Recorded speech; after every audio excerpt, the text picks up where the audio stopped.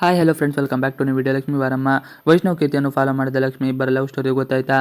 ಲಕ್ಷ್ಮಿ ಹಾಗೂ ವೈಷ್ಣವ್ ಇಬ್ಬರು ಕೂಡ ತನ್ನ ಹೊಸ ಆಲ್ಬಮ್ ಸಾಂಗ್ ರಿಲೀಸ್ ಆದ ಸಂತಸದಲ್ಲಿದ್ದಾರೆ. ಆದರೆ ಕಾವೇರಿ ಹಾಗೂ ಸುಪ್ರೀತಾ ನಡೆಸುತ್ತಿರುವ ಶೀತಲ ಸಮರ ಲಕ್ಷ್ಮಿ ತಲೆಯಲ್ಲಿ ದೊಡ್ಡ ಗೊಂದಲ ಸೃಷ್ಟಿ ಮಾಡಿದೆ. ಕೀರ್ತಿ ಮನೆ ಬಿಟ್ಟು ಹೋಗಿದ್ದಕ್ಕೆ ನೀವೇ ಹೊಣೆ ಎಂದು ಕಾವೇರಿಗೆ ಕಾರುಣ್ಯ ಬೈದಿದ್ದಾಳೆ. ಇನ್ನು ಲಕ್ಷ್ಮಿ ಮನಸ್ಸಿನಲ್ಲಿ ಸಾಕಷ್ಟು ಊಹಾಪೋಹಗಳ. ಪ್ರತಿ ಬಾರಿಯೂ ಕೂಡ ಕೀರ್ತಿ ಏನಾದರೂ ಮಾಡಿದಾಗ ಅದಕ್ಕೆ ಕಾವೇರಿ ಅತ್ತೆಯ ಹೊಣೆ ಎಂದು ಯಾಕೆ ಹೇಳುತ್ತಾರೆ ಎಂಬ ಪ್ರಶ್ನೆಯನ್ನು ವೈಷ್ಣವ್ ಮುಂದೆ ಇಟ್ಟಿದ್ದಾಳೆ. ಸದ್ಯಕ್ಕೆ ಕಾವೇರಿ ಆ ಗೊಂದಲವನ್ನು ಪರಿಹಾರ ಮಾಡಬೇಕು ಎನ್ನುವಷ್ಟರಲ್ಲಿ ಮತ್ತೊಂದು ಗೊಂದಲ ಸೃಷ್ಟಿ ಮಾಡಿದ್ದಾಳೆ. ನೀನು ಯಾರದ ಮಾತು ಕೇಳಿಕೊಂಡು ನನ್ನ ಬಳಿ ಬರಬೇಡ ಎಂದು ಹೇಳಿದಾಗ ಸುಪ್ರೀತಾ ನನಗೆ ಇದನ್ನು ಕೇಳಿಸುತ್ತಿರುವುದು ಎಂದುಕೊಂಡ ಲಕ್ಷ್ಮಿ ಮುಂದೆ ಕಿರುಚಾಟ ನಡೆಸಿದ್ದಾಳೆ. ಇದು ಕಾವೇರಿಗೆ ಮನದಟ್ಟಾಗಿದೆ. ಇಬ್ಬರ ಜಗಳ ನೋಡಿದ ಲಕ್ಷ್ಮಿ ತಾನೇ ವಾಪಸ್ ಹೋಗಿದ್ದಾಳೆ. ಆದರೂ ಕೂಡ ಲಕ್ಷ್ಮಿ ಮನಸ್ಸಲ್ಲಿ ವೈಷ್ಣವ್ ಹಾಗೂ ಕೀರ್ತಿಯ ಏನೋ ಸಂಬಂಧವಿದೆ. ಅವರು ನಿಜವಾಗಿ ಫ್ರೆಂಡ್ಸ್ ಅಥವಾ ಬೇರೆ ಏನೋ ಸಂಬಂಧ ಇದೆ ಎಂದು ಯೋಚನೆ ಮಾಡುತ್ತಾ ಇದ್ದಾಳೆ.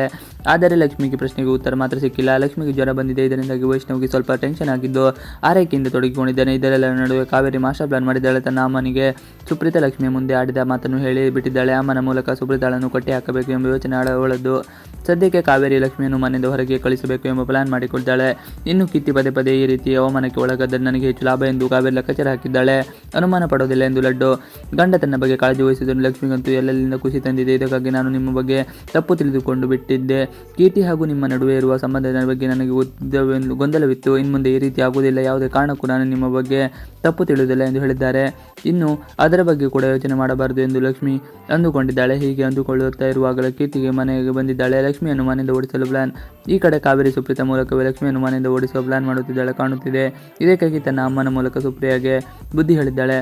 ನೀವು ಏನಾದರೂ ಕೀರ್ತಿ ಹಾಗೂ ವೈಷ್ಣವ್ ನಡುವಿನ ಸಂಬಂಧವನ್ನು ಲಕ್ಷ್ಮಿಗೆ ತಿಳಿಸಿದರೆ ಅವಳು ಈ ಮನೆಯಲ್ಲಿ ಒಂದು ಕ್ಷಣ ಕೂಡ ಇರುವುದಿಲ್ಲ. ವೈಷ್ಣವನನ್ನು ಬಿಟ್ಟು ದೂರ ಹೋಗುತ್ತಾಳೆ ಎಂದಿದ್ದಾಳೆ. ಸುಪ್ರಿಯಾ ಅಮ್ಮನ ಬಳಿ ಇದನ್ನೆಲ್ಲ ಹೇಳಿದ್ದು ಯಾರು? ಕಾವೇರಿ ಅತ್ತಿಗೆನೆ ಎಂದು ಕೇಳಿದ್ದಕ್ಕೆ ಹೌದು ಎಂದು ತಲೆ ಆಡಿಸಿದ್ದಾಳೆ. ಈಗ ಸುಪ್ರೀತಾ ಬೇರೆದ್ದು ಪ್ಲಾನ್ ಮಾಡಿದ್ದಾಳೆ.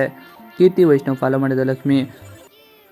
ಸದ್ಯ ಕೀರ್ತಿ ಮನೆಗೆ ಬಂದ ವೇಳೆ ವೈಷ್ಣವ್ ಕೈ ಹಿಡಿದುಕೊಂಡು ಕಾರ್ನಲ್ಲಿ ಕೂರಿಸಿಕೊಂಡು ನಾವು ಪ್ರತಿದಿನ ಬರುತ್ತಿದ್ದ ಜಾಗಕ್ಕೆ ಬಂದಿದ್ದಾಳೆ. ಈ ವೇಳೆ ನನ್ನ ಜಾಗವನ್ನು ನಿನ್ನ ಲಕ್ಷ್ಮಿಗೆ ಹೇಗೆ ಕೊಟ್ಟೆ ಎಂದಿದ್ದಾಳೆ.